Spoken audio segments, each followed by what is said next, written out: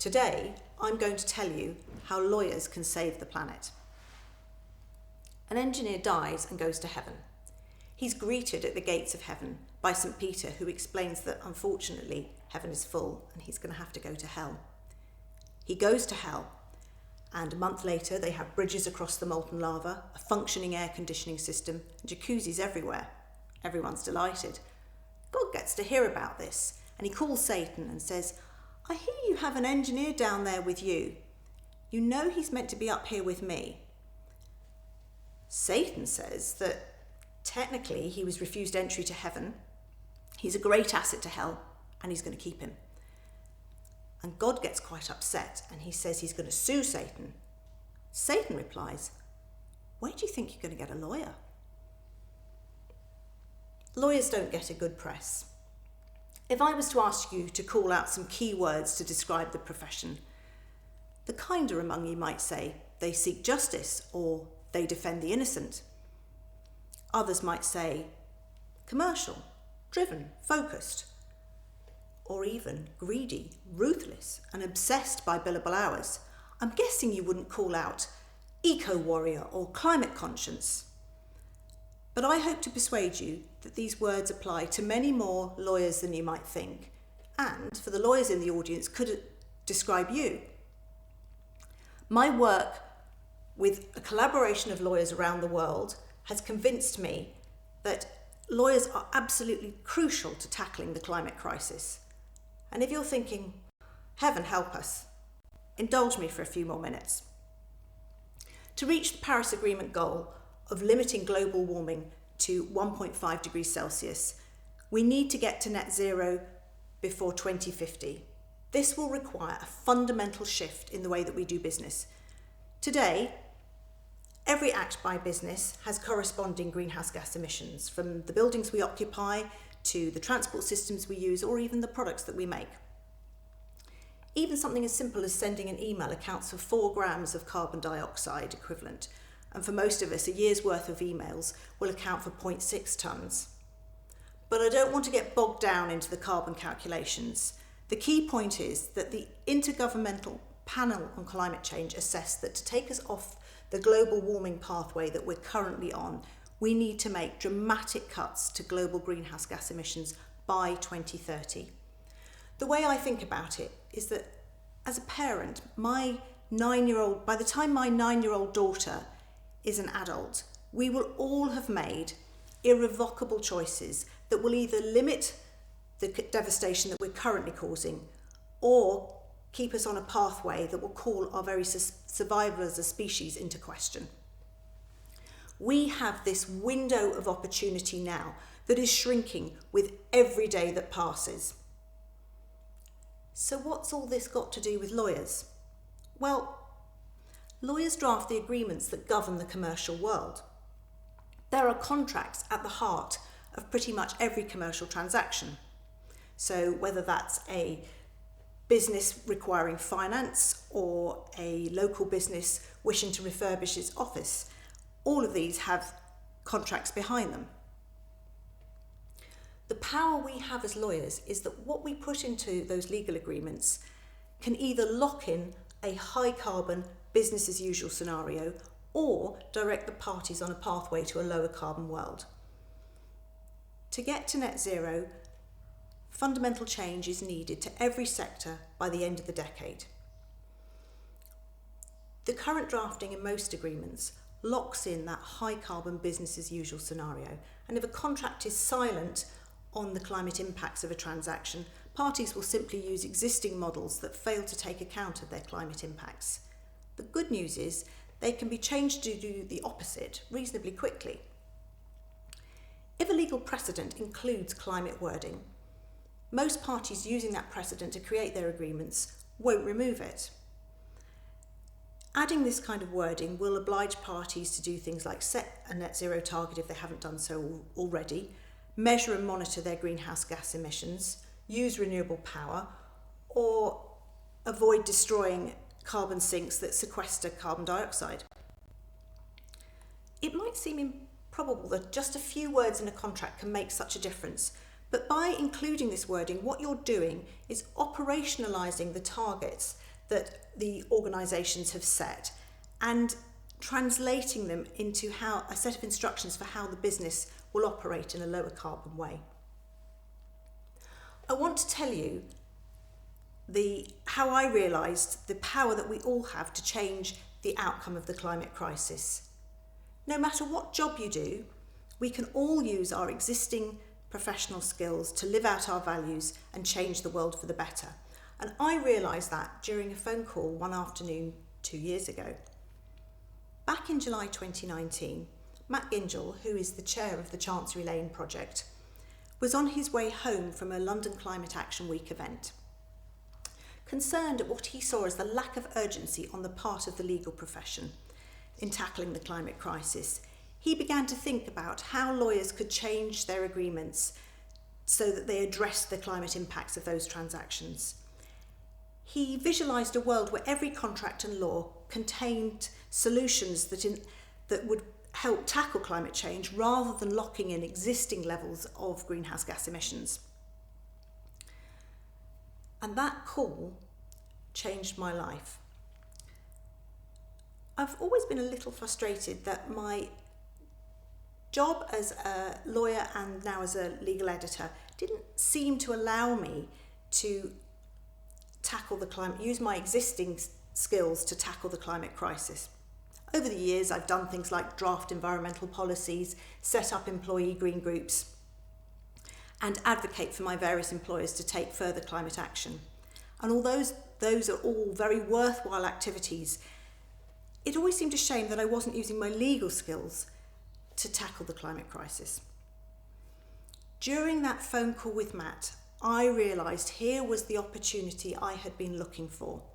Putting his ideas into action would allow me to do my day job in a way that spoke to my environmental values and made that crucial connection between using my legal skills and tackling the most important environmental crisis that we face. I remember feeling like I had woken up. The Chancery Lane project is a collaboration of lawyers, and that's not a contradiction in terms. We aim to shift the dial and create new legal market norms where every contract will address the climate impacts of the transactions. The magic of this project is that it brings lawyers together to use their existing skills and to make changes to contracts that are being negotiated now, rather than waiting for those emissions to be legislated. This brings forward the impact, saving emissions this year rather than next year. In just under 2 years since the project was set up, over 60 climate clauses have been drafted covering multiple practice areas. They're free for lawyers to use in their firm's precedents or in their client agreements.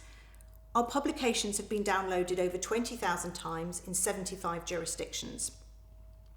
And lawyers around the world, from China, the US, to New Zealand and Australia and Ireland, are engaged in translating those clauses to be relevant in their jurisdictions.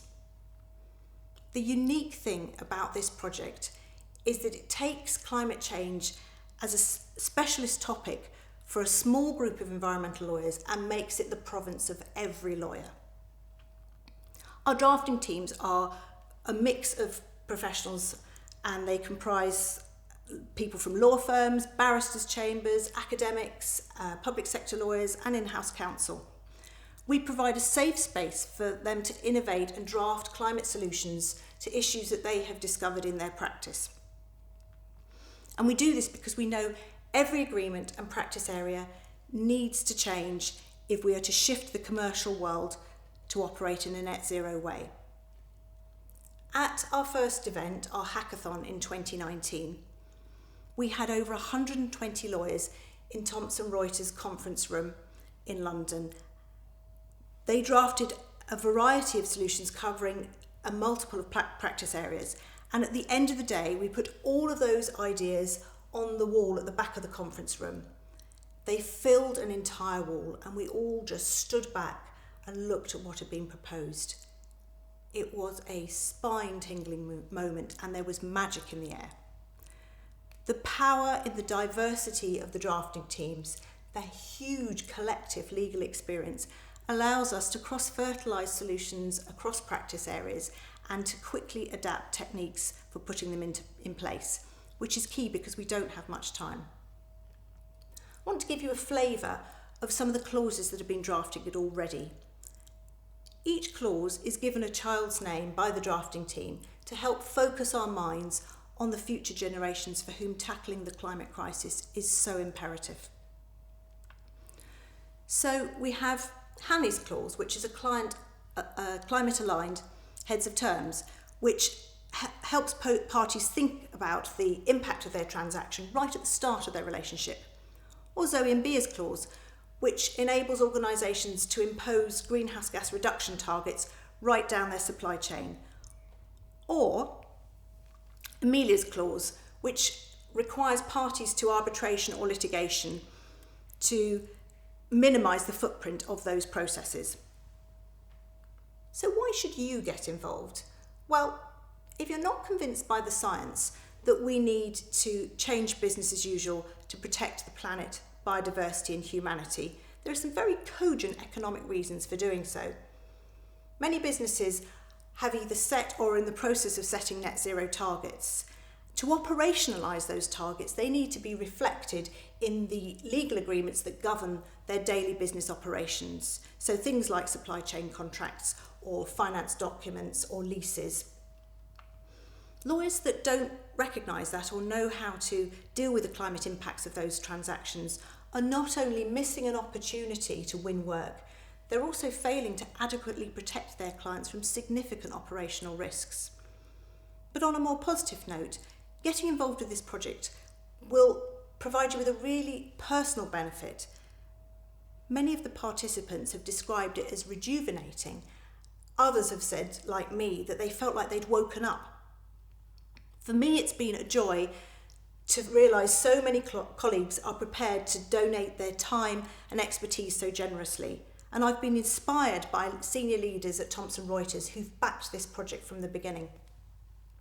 I really feel that the work we're doing is shaping the response of the profession to the climate crisis. The excitement of working on something where your skills can support your values to change the world will change your life. And if you don't believe me, come and find out for yourself. So how can you get involved? Well, if you're not a lawyer, perhaps you work with lawyers, instruct them or know a few lawyers. Tell them about this project. Ask them about the agreements that they're working on and whether they tackle the climate crisis. Sometimes lawyers say that they can't include climate wording within an agreement because their clients haven't asked for it. If there is a demand from the business world for this kind of wording to be included in legal agreements, then the market standard for what is added will change very quickly. We can all demand a change in the products and services that we consume. And if you are a lawyer, log on to the Chancery Lane Project website. Even if you have just 1 hour, there are still things you can do. You can attend one of our events, get involved in the drafting or peer reviewing of these clauses, or look at the existing clauses to see if they can be added to your firm's precedents or your client agreements. Or when you're drafting agreements, think, has this agreement taken account of the climate impacts of this transaction? Do the parties know what they have to do to get to net zero? And if you're a lawyer listening to this in a jurisdiction that the Chancery Lane isn't yet involved with, be the person who introduces these ideas to your jurisdiction. It really is that simple. We shouldn't leave everything to engineers and scientists to solve. We all have a part to play. So, find your allies, take that first step, and together we can change the precedent to change the world. Thank you.